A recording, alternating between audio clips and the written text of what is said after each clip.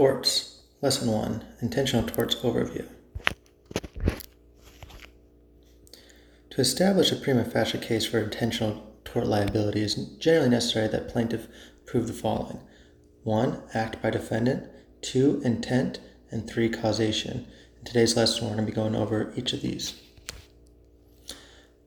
Act by defendant. The act requirement for intentional tort liability refers to a volitional movement on defendant's part.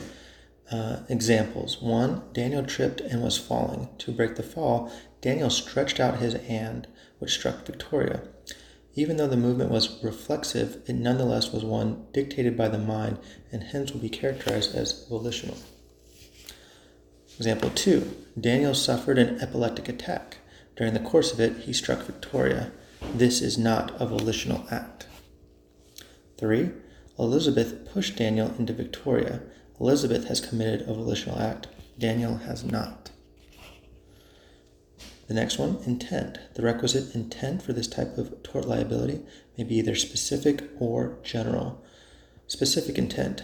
An actor intends the consequence of his conduct if his purpose in acting is to bring about these consequences. General intent. An actor intends the consequences of his conduct if he knows with substantial certainty that these consequences will result. For the most famous example that you hear a lot in law school begins with the example of a 5-year-old boy, and he pulls a chair out from under his aunt. So Ben, a 5-year-old, pulls a chair out from under Petunia as she is sitting down.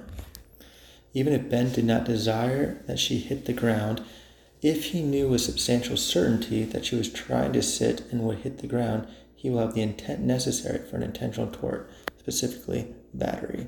Garrett v. Daly. The intent of the actor that is relevant for purpose. The intent of the actor that is relevant for purposes of intentional torts is the intent to bring about the consequences that are the basis of the tort. Thus, a person may be liable even for an unintended injury if he intended to bring about such basis of the tort consequences. For example, A intends to push B and does so. B falls and breaks his arm.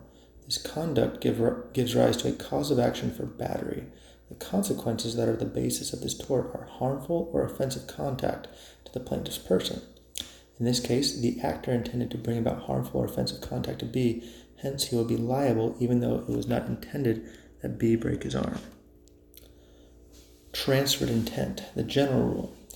The transferred intent doctrine applies where the defendant intends to commit a tort against one person, but instead commits a different tort against that person, commits the same tort as intended, but against a different person, or commits a different tort against a different person.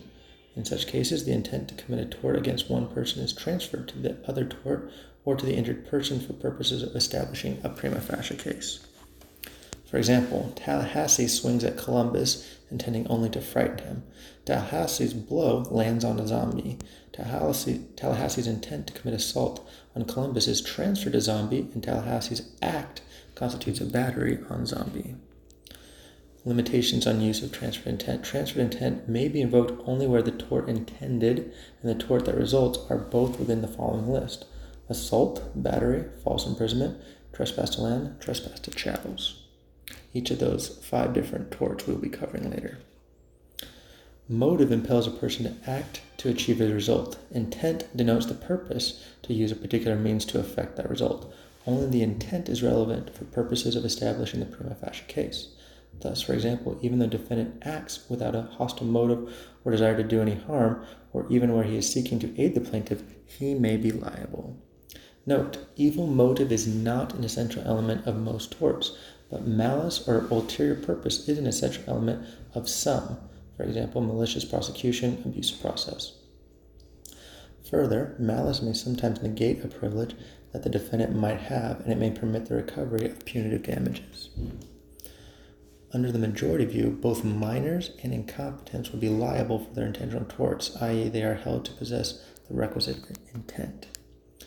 The last one, causation. The result giving rise to liability must have been legally caused by the defendant's act or something set in motion thereby. The causation requirement will be satisfied where the conduct of a defendant is a substantial factor in bringing about the injury.